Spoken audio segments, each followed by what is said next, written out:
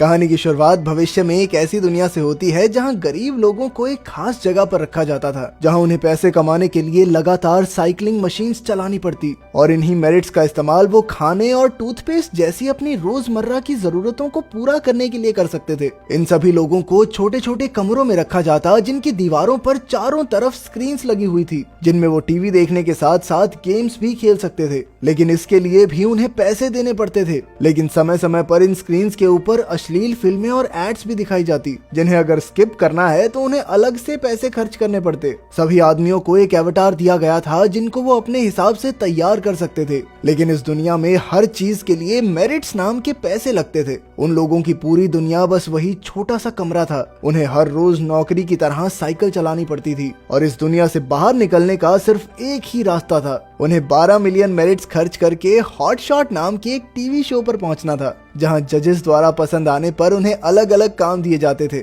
इन्हीं bike Riders में से एक राइडर का नाम था बिंग मेडिसन, जिसके पास 15 मिलियन से ज्यादा मेरिट्स थे। लेकिन उसे फालतू पैसे खर्च करने का कोई शौक नहीं था और इसीलिए उसने अपने एवेटार को भी बिल्कुल मामूली सा रखा हुआ था। वो अपने पैसों का इस्तेमाल सिर्फ एड्स को स्किप करने में और गेम्स खेलने में करता था और न ही उसे किसी रियलिटी शो में कोई दिलचस्पी थी। बिंग बहुत ही शांत स्वभाव का था और वो अक्सर बाइक चलाते हुए अपने पसंदीदा जंगल्स को देखा करता। पर वहीं दूसरी ओर हम डस्टिन नाम के एक राइडर को देखते हैं जो बाइक चलाते हुए बहुत ज्यादा शोर मचाता था और अक्सर सबके सामने अश्लील फिल्में देखता। डस्टिन को लोगों को परेशान करने की बुरी आदत थी और वो हमेशा अपने आसपास के लोगों का मजाक उड़ाता रहता। बिंग को उसका ये बर्ताव बिल्कुल भी पसंद नहीं था, पर वो चाहकर भी उसे कुछ बोल नहीं सकता था। उसी कमरे में स्विफ्ट नाम की एक लड़की भी थी जिसे बिंग काफी ज्यादा पसंद था, पर वो आज तक उसे ये बात बता नहीं पाई और इसीलिए एक दिन लंच के दौरान जब बिंग का सेब मशीन में फंस गया तो स्विफ्ट ने इस मौके का फायदा उठाकर मशीन में से सेब निकालने में उसकी मदद की,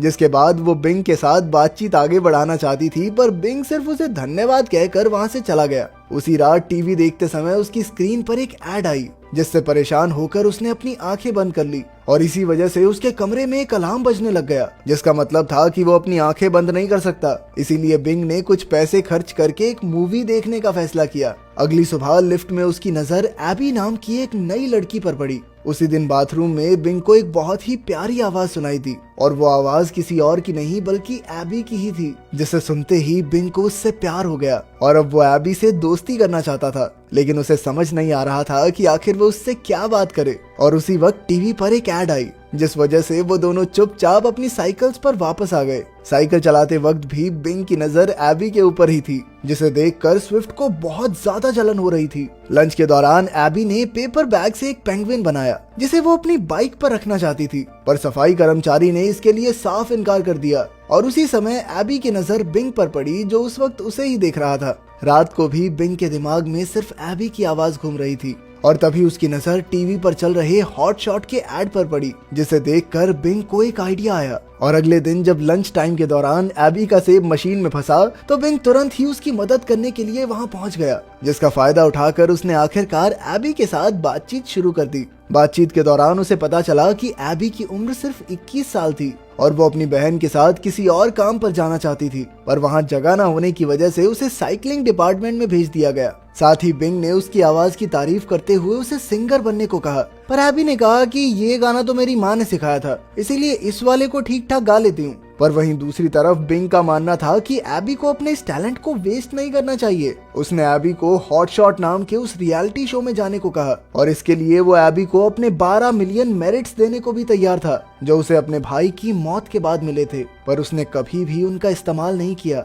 बिंग किसी भी तरह से एबी को एक अच्छी जिंदगी देना चाहता था और उसके बार बार कहने पर एबी भी इसके लिए तैयार हो गई। उसी शाम अपने कमरे में पहुंचकर एबी ने देखा कि शो की टिकट का दाम 12 मिलियन से बढ़ाकर अब 15 मिलियन कर दिया गया था, जिसका मतलब ये था कि टिकट लेने के बाद बेचारे बिंग के पास सिर्फ 9000 मेरिट बचने वाले थे। पर उसने फिर भी एबी को वो टिकट गिफ्ट करने का फैसला किया। उधर एबी को टिकट मिलते ही उसने जवाब में बिंग को अपने अवतार से एक किस भेजी। अगली सुबह वो दोनों लिफ्ट लेकर उस फ्लोर पर गए जहाँ पर हॉट शॉट को रिकॉर्ड किया जाता था और रास्ते में एबी ने बिंग को एक कार्डबोर्ड पेंगुइन दिया, जिसे वो आराम से अपनी जेब में छुपा भी सकता था। एबी के चेहरे पर घबराहट साफ दिखाई दे रही थी और इसीलिए बिंग ने उसकी हिम्मत बढ़ाने के लिए उसका हाथ पकड़ लिया। उस फ्लोर पर पहुंचकर एबी ने सबसे पहले सिक्योरिटी गार्ड को अपनी टिकट दिखाते हुए बिंग को अपने परिवार का हिस्सा बताया जिसके बाद बिंग के हाथ पर एक स्टैंप लगाई गई जिसकी मदद से वो भी शूटिंग देख सकता था। इसके बाद उन्हें एक वेटिंग रूम में ले जाया गया जहां काफी सारे लोग पहले से ही अपनी बारी का इंतजार कर रहे थे,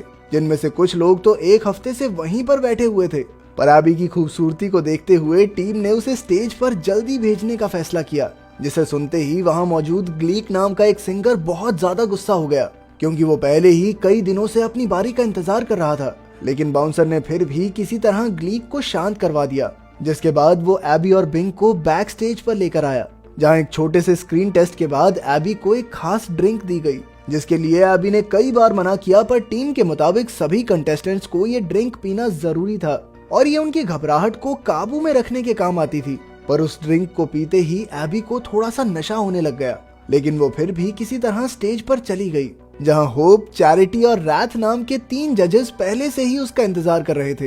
एबी के वहां पहुंचते ही चैरिटी ने उसे गाना गाने को कहा, पर वहीं रैथ बार बार उसे अपने कपड़े उतारने को कह रहा था, जिसकी बातों को नजरअंदाज करते हुए एबी ने अपना गाना सुनाया, जो ग्लीक के अलावा सभी दर्शकों को काफी ज्यादा पसंद आया। उधर होप और चैरिटी को भी उसकी आवाज काफी पसंद आई थी, पर वहीं रैथ पूरा समय बस बोर हो रहा था। लेकिन सभी जजेस का मानना था कि एबी को अपनी सुंदरता की वजह से रैथ के चैनल में काम करना चाहिए, जो कि असल में अश्लील फिल्में बनाता था, और जजेस के हिसाब से मार्केट में पहले ही काफी सारे सिंगर हैं, तो इसीलिए अगर एबी को साइकिलिंग की दुनिया से बाहर निकलना है तो उसके पास बस यही एक तरीका है। वहीं बिंग बैक स्टेज से ये सब देख रहा था, पर जैसे ही वो एबी को बचाने के लिए आगे बढ़ा तो बाउंसर्स उसे जबरदस्ती घसीट कर बाहर ले गए।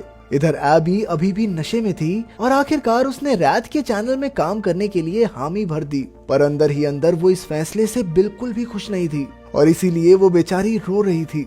उधर अपने कमरे में बैठी हुई स्विफ्ट भी उसके इस फैसले से बिल्कुल खुश नहीं थी। कुछ दिन बीतने के बाद भी बिंग इस सदमे से बाहर नहीं आ पाया था और वो अक्सर एबी के दिए हुए उस पेंगुइन को ही देखता रहता। साइकिलिंग करते हुए डस्टिन ने अचानक से एबी का इंटरव्यू लगा दिया, जिस वजह से बिंग को ना चाहते हुए भी वो पूरा इंटरव्यू देखना पड़ा। पैसे कम होने की वजह से अब बिंग को सिर्फ जंक फूड ही खाना पड़ता था। अब बेचारे बिंग के पास अच्छा खाना खाने के पैसे तक नहीं थे। एक शाम गेम खेलते हुए अचानक से उसके सामने एबी की पहली फिल्म का एड आ गया और पैसे कम होने की वजह से वो चाहकर भी उस एड को स्किप नहीं कर सकता था। बिंग किसी भी हाल में उस एड को नहीं देखना चाहता था, पर जैसे ही उसने अपनी आंखें बंद की तो बहुत तेज आवाज में अलार्म बजने लग गया, जिसके बाद वो उस एड को देखने के लिए मजबूर हो गया। एबी को इस हाल में देखकर बिंग को बहुत ज्यादा गुस्सा आ रहा था और उसने स्क्रीन पर मुक्के मारने शुरू कर दिए और उसके लगातार हमले की वजह से उसके कमरे की एक स्क्रीन टूट भी गई। पर तभी उसकी नजर जमीन पर गिरे हुए कांच के टुकड़े पर पड़ी और उसने तुरंत ही उस कांच के टुकड़े की मदद से अपने हाथ में बने हॉट शॉट के स्टैंप को मिटाना शुरू कर दिया। जिसके बाद उसे एक आइडिया आया और अगले ही दिन से बिंग ने ज्यादा से ज्यादा मेरिट्स इकट्ठे करने शुरू कर दिए, जिसके लिए वो सबसे पहले साइकिल चलाने पहुंच जाता और साथ ही अपने खर्चे कम करने के लिए उसने ना के बराबर टूथपेस्ट इस्तेमाल करना शुरू कर दिया। अब वो खाना भी नहीं खरीदता था और अपनी भूख मिटाने के लिए मशीन में फंसे हुए सेब और लोगों के बचे हुए खाने का इस्तेमाल करता। अब वो शाम को गेम्स खेलने की बजाय डांस प्रैक्टिस करने लग गया और कुछ ही समय में बिंग ने वापस से 15 मिलियन मेरिट्स कमा लिए, जिसका इस्तेमाल उसने हॉट शॉट की एक टिकट खरीदने के लिए किया। शो के दिन बिंग चुपचाप उस टूटे हुए कांच को छुपा कर अपने साथ ले गया और कांच को तो कोई मेटल डिटेक्टर मशीन भी नहीं पकड़ पाई। वो वेटिंग रूम में सबसे पहले पहुंचा था, पर जल्द ही एक बार फिर से पूरा कमरा लोगों से भर गया। वहां उसकी मुलाकात ग्लीक से भी हुई, पर अपने रंग की वजह से बिंग की बारी भी काफी जल्दी आ गई। स्क्रीन टेस्ट के बाद जब उसे ड्रिंक दी गई तो उसने बड़ी ही चालाकी से एबी के खाली ग्लास को दिखा दिया, जिसे वो पहले से अपने साथ लेकर आया था, और अपनी इस चालाकी की वजह से वो ड्रिंक पीने से बच गया। उसे स्टेज पर देखकर किसी भी जज के पास कोई बात नहीं थी, इसीलिए उन्होंने बिंग को अपना डांस दिखाने को कहा, जिसके बाद बिंग ने थोड़ी देर के लिए बहुत बेहुदा सा डांस किया और तभी अचानक से उसने उस कांच के टुकड़े को निकालकर अपनी गर्दन पर रख दिया। उसने सभी जजेस को पीछे रहने की धमकी दी। रात को तो उसकी इस धमकी से कोई फर्क नहीं पड़ा, पर होप और चैरिटी ने सिक्योरिटी को रोकते हुए बिंग को अपनी बात कहने को कहा, जिसके बाद बिंग ने अपने दिलो दिमाग में भरी हुई पूरी भड़ास निकालनी शुरू कर दी। इसके बाद उसने पूरे सिस्टम को कोसते हुए सभी जजेस की भी बेइज्जती करनी शुरू कर दी।